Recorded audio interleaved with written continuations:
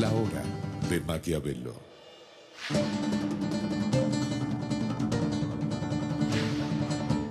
Para conocer a los que están detrás del poder.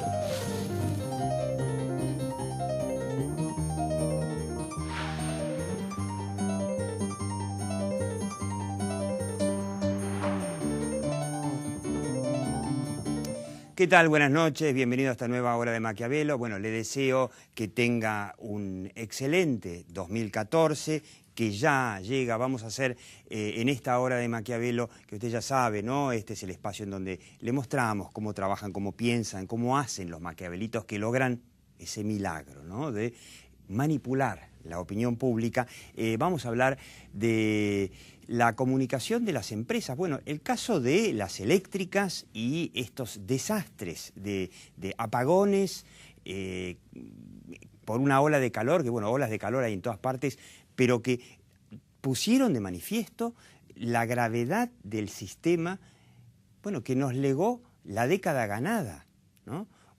Se lo advirtieron al gobierno los expertos durante años: esto no va a funcionar, hay que cambiar el modelo para que haya inversiones y para que, además de comprar aires acondicionados, puedan funcionar. Lo mismo vale para todo, vale para la inflación, vale para todo lo que fue haciendo el gobierno a lo largo de su década ganada en materia de todo: educación, infraestructura, producción, inflación, lo que quieras.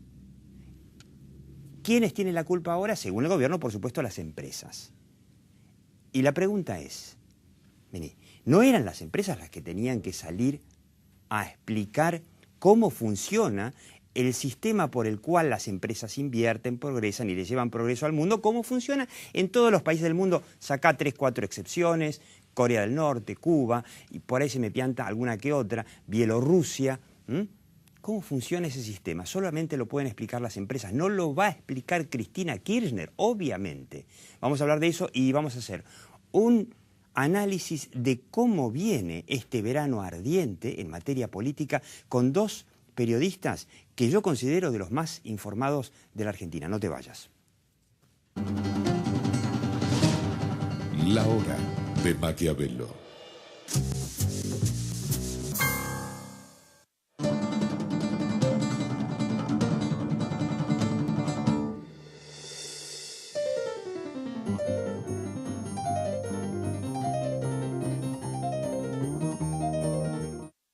Auspicia este programa LAN, el encanto de volar.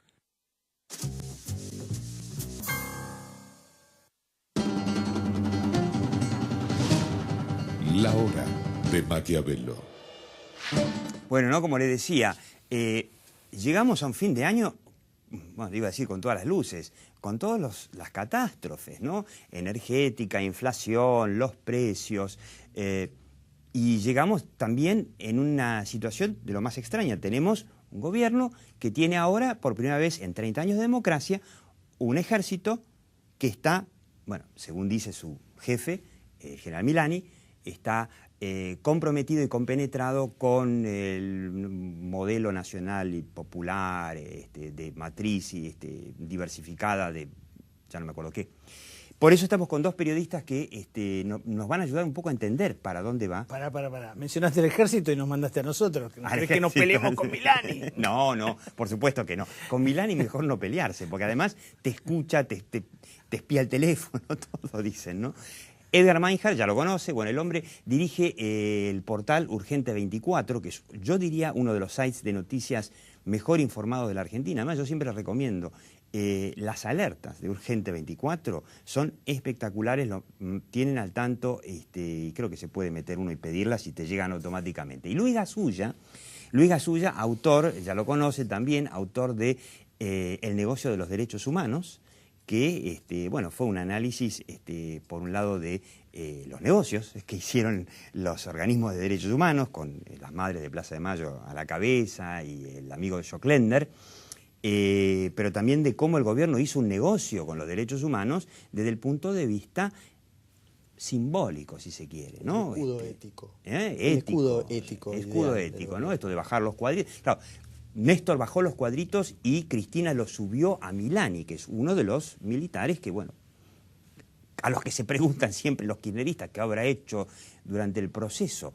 Y la pregunta que yo me hago, pues estuve charlando con Luis Gasulla, la verdad que me la hago muchas veces, la función de un general que dice que está compenetrado con el movimiento nacional y popular, me hace acordar mucho a Venezuela, en donde el propio Chávez les hizo jurar a sus soldados, todos los años les hace jurar, algo así como socialismo, patria o muerte. Socialismo, patria o muerte significa, así lo entiendo yo, corríjame, que si gana una vez en una elección un tipo diferente, que yo, Capriles, como no es socialista, muerte. ¿Cómo lo ves vos?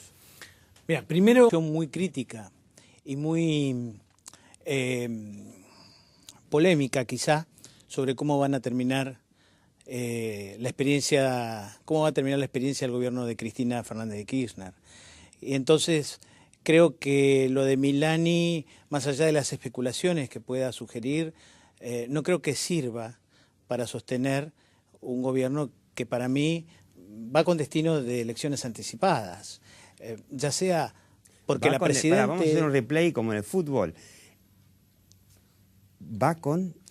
Destino de elecciones anticipadas, que puede ser escenario A, Cristina llama a elecciones anticipadas, escenario B, la situación desborda a Cristina. Y no tiene es más decir, remedio. No creo que hoy día Milani sea un personaje central de esto, porque primero no tiene un poder importante sobre todo el ejército, sus áreas de influencia están más bien relacionadas con las partes de inteligencia de las Fuerzas Armadas, y además el ejército no tiene una capacidad operativa para un escenario de represión. Entonces, me parece que lo que hay que seguir mirando es el escenario de salida del Frente para la Victoria, al no poder resolver una situación que va a ser mucho más complicada en el año 2014 respecto a lo que fue en el 2013. Les recuerdo que tiene el canal de YouTube para repasar La Hora de Maquiavelo. En el programa pasado, Vicente Massot coincidía con Edgar Meinhardt, que él veía que hay un escenario posible, no es que dijo que va a pasar, pero hay un escenario posible en que el gobierno no termine o quizá no quiera terminar en 2015. Mirá, yo hablaba con un economista, con Orlando Ferreres en estos días. Le decía, Orlando, ¿vos crees que Kicillof tiene un plan de shock tipo plan austral, plan de convertibilidad en las gateras, alguna magia? Y me dice, mirá, yo estuve averiguando, no hay nada. Si no hay nada, no hay magia. Más de lo mismo. Esto tiene es colapso. Más de lo mismo, hay que recordar, hay algunos economistas, entre ellos está Roberto Aleman, que estima las reales reservas en 8.000 millones, no 30.000 millones, sino las verdaderas reservas que puede usar el Banco Central por ahora, a menos que venga plata de afuera, para frenar una escalada del dólar, una corrida. Y al ritmo que vamos, esto llega a mediados de año más o menos, ¿no? Y probablemente antes. Mira, ellos van a tener una segunda quincena de febrero complicadísima por las paritarias de los trabajadores provinciales públicos, y a partir de ahí viene la paritaria de los docentes, y después nadie sabe lo que va a pasar. Pero antes de ir hasta allá, me quedo un rato con lo de Milani, porque la otra vez charlando, siempre lo que dicen los periodistas fuera de cámara es mucho más interesante que lo que dicen cuando están prendidos los micrófonos. Obviamente, Luis Gasulla los otros días que me invitó a su programa de radio me comentaba que él no tiene muy en claro si la misión de Milani es solamente para espiarnos, o si quizá haya alguna idea de una continuidad de alguna forma del kirchnerismo por la vía, digamos, no civil. Yo la verdad tengo varios interrogantes, me parece que lo que Milani deja es una pésima enseñanza, ¿no? La obediencia debida ya institucionalizada, el reportaje que Eve Bonafini le hace a Milani da vergüenza ajena, hasta algunos comunicadores, periodistas cercanos al gobierno tuvieron que pegar el grito en el cielo, como Eduardo Anguita, Horacio Berbisky. ¿No? Es muy cierto lo que decís, el editor del diario Sur, Miradas que es un al hombre Sur. de Miradas al Sur, que es un hombre de un ex ERP, ¿no? Exactamente. Un líder del ERP, se distanció bastante del gobierno. Y Anguita hablaba de un error político de parte del gobierno, que no tenía nada que cuestionar el gobierno a su política de derechos humanos. Yo creo que sí, que todo tiene una relación. Y este es el final, ¿no? Un gobierno que, para tener legitimidad, utilizó y cooptó a los organismos de derechos humanos. Y ahora tiene a el símbolo máximo de los organismos de derechos humanos, tocándole la puerta, festejando la llegada de un general al mando del ejército, al mando de las Fuerzas Armadas, para involucrarse en la política interna de un país y además hacer, seguramente, como viene haciendo, espionaje interno, porque hoy por hoy Cristina no confía ni en los organismos de inteligencia, que evidentemente está claro ya no le responden, porque no se ha podido anticipar a hechos como la candidatura de Sergio Massa. Sí, lo de Sergio Massa la verdad que fue una gran sorpresa, porque todos los periodistas más o menos informados sabíamos que Sergio Massa se iba a largar y parece que Cristina la tenían mal dateada, ¿no? O los propios estallidos sociales. ¿Vos qué decís, Edgar? Que la tenían, ¿no? Que ella estaba informada, pero que sí. No, creo que ella, Daniel Scioli, Francisco Narváez, fueron varios. Todos mal dateados. Ahora te digo, Milani, si vamos a hablar de Milani, para mí el problema central que va a tener Milani en los próximos meses no tiene que ver con los derechos humanos, sino tiene que ver con la administración del patrimonio del ejército, que las unidades de inteligencia del ejército tenían patrimonio, que hay gente que lo quiere revisar, porque dicen que han ocurrido ventas de patrimonio no registrado, y además quieren... ¿Ventas de patrimonio? O sea, han privatizado para sí, digamos, de alguna forma. Hay patrimonio que no estaba registrado del ejército porque eran de estas unidades de inteligencia. ¿Que se habrán vendido un tanque y se lo quedaron estamos en el hablando bolsillo? de inmuebles importantes, en el barrio de Saavedra, en el barrio de Núñez, y hay gente preguntando... ¿Dónde está la platita? ¿Dónde está el ingreso de esos recursos? Ah, pero eso es muy grave. Eso es muy grave. Yo no voy a hacer... Atenti, porque de esto... No voy a hacer un lío en tu programa. No lo había pero escuchado antes. Esto sería muy grave. Hay hasta los nombres de las sociedades están circulando, los nombres de las sociedades que tenía el ejército o tiene, esos patrimonios figuraban como parte de esas sociedades. Más allá del negocio que seguro, como todo kirchnerista, tiene Milani, me parece que también abre una discusión peligrosa pero interesante. Si Milani, en el reportaje que le da a Eve Bonafini, dice que durante la última dictadura militar, que tenía un cargo bastante importante, no sabía lo que estaba pasando, ¿qué pueden decir los cientos de detenidos que están hoy por sospechas tal vez menos fundamentadas que la de Milani? Hay que recordarlo. Hay otros cientos de exoficiales que están detenidos, algunos en condiciones muy jorobadas, porque son gente mayor que está presa, y que están, en todo caso, en la misma situación de Milani. Entonces, si Milani puede ser teniente general, habría que largarlos a todos. Además, digo, el tipo que ponen al frente de las Fuerzas Armadas dice que no sabía. Bueno, pero además está todo lo demás, que es el descalabro eléctrico, la inflación, todo. Mira, este parece gobierno que tiene se grandes cae. contradicciones finales. Lo que pasa con Milani es equivalente a aquellos que están en el Ministerio de Economía planificando recurrir al fondo para solicitar un préstamo stand-by para cubrir situaciones transitorias de liquidez, al fondo al cual denostaron, criticaron, le pagaron todo para que no se meta más, y resulta que ahora terminan recurriendo porque no hay reservas. Forma parte todo de la tragicomedia. Así del como final se de equivocaron de bajar los cuadritos, van a terminar indirectamente admitiendo que se equivocaron en pagarle los 10.000 millones de dólares al fondo y decirle al fondo que minga, bueno, ya no más. Bueno, y además el relato, otro de los relatos que se ha caído es el garantismo, la política de seguridad, de tener tipos que hablaban de garantismo. Hoy terminás con el ministro de Seguridad, el ex intendente de Seiza, el sheriff Granados, Sergio Berni manejando la política de seguridad. Pero a mí lo que me preocupa y me llama la atención también del kirchnerismo es dónde están los progresistas de antaño, los progresistas de los 90. ¿Cómo se puede explicar que mientras que la policía tucumana reprimía a los ciudadanos que pedían simplemente... Que pedían protección. Protección, sí, y no, arreglan única y en la salen a historia. reprimir.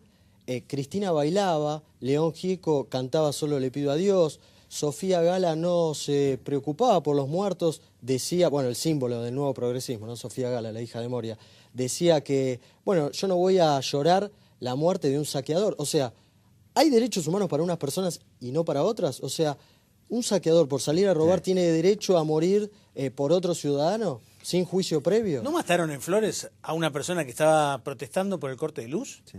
Y esa fue la federal, no fue una policía de Macri. una provincia, Sí, de un sí, sí. feudo.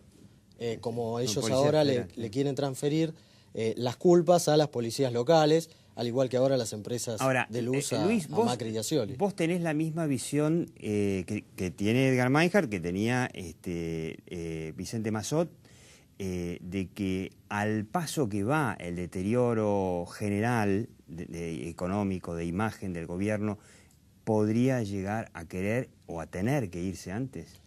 La verdad que no lo sé, porque el kirchnerismo también es la historia de las resurrecciones, es como un ave fénix, siempre saca un conejo de la galera, ahora parece casi imposible.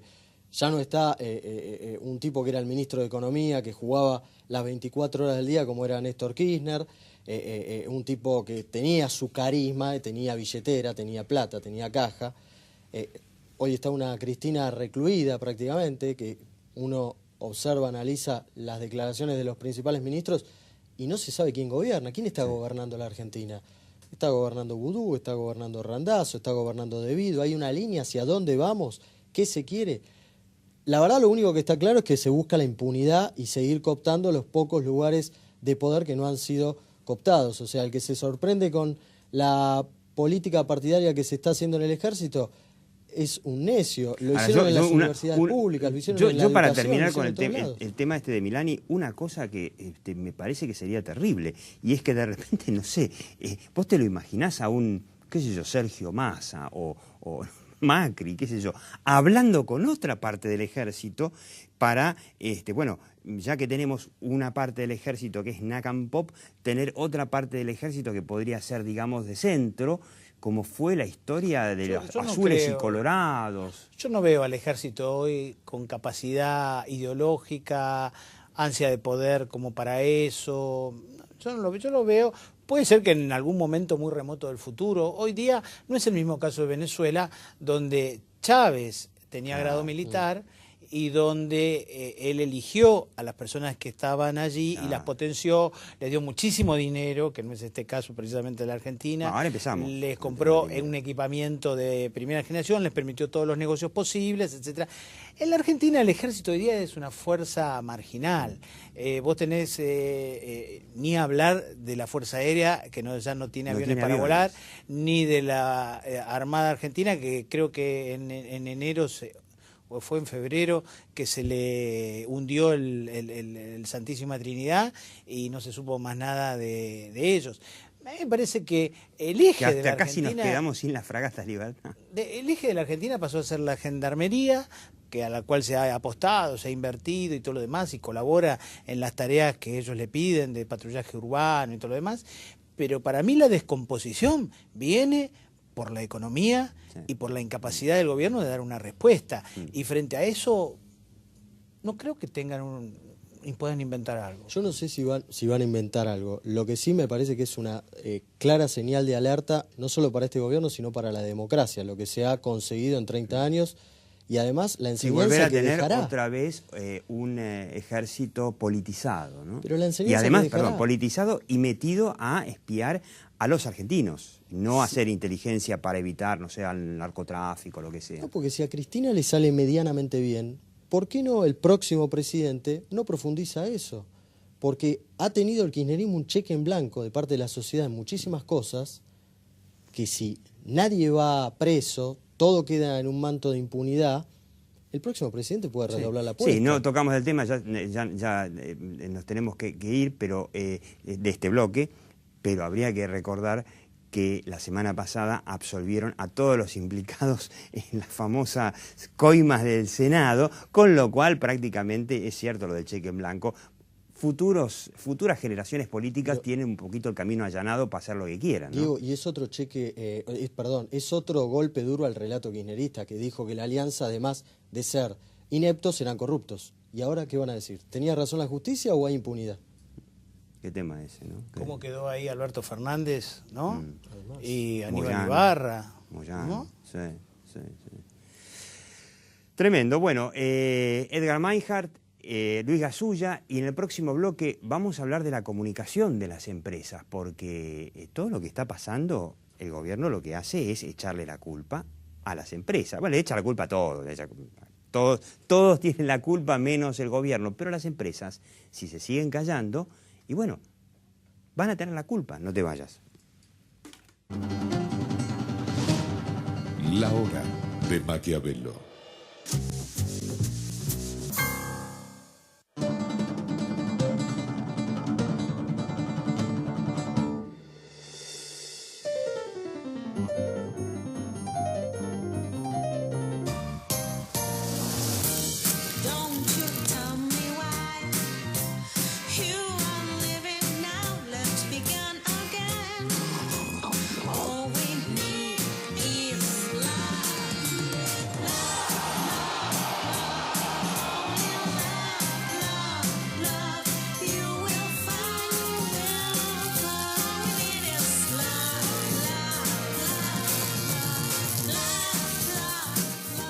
Hoy estás aquí y yo estoy feliz.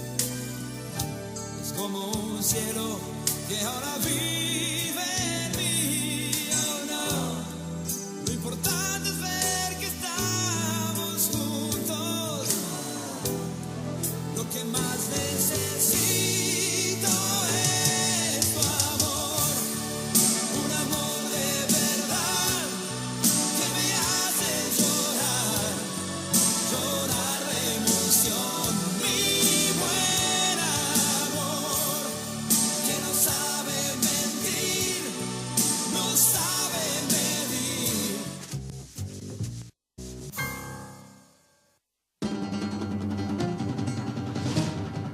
La hora de Maquiavelo.